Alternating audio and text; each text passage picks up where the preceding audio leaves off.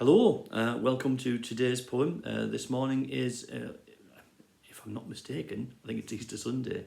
A good church-going boy like me would know those things. So, it's quite a nice one this morning. It's never been published, but I remember I put it out on Facebook when I first wrote it, I don't know, 3-4 years ago, whatever it was, and it made somebody cry. Never my intention, but I suppose it is quite a nice one. It's never been published, but it did come second in the competition. I'm not a big enterer of competitions. I don't really believe in them.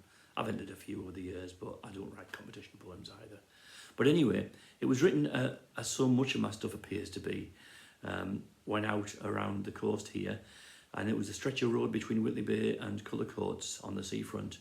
We're going past, and there was a young lass. I say young lass, probably 18 or 19 years old.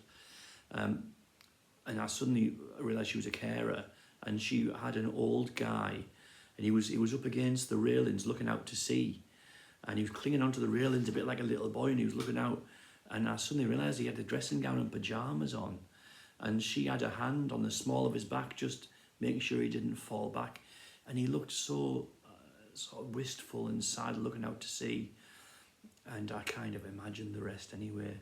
So this is called All at Sea.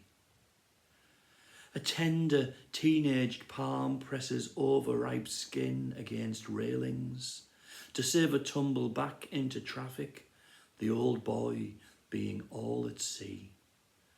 When oysters were his world, when nursemaids were for infants yowling at night, their mummies moneyed against the ocean's call. His old mistress, the tide, is keening this evening, whilst an underpaid darling nestles him like a fragile orchid.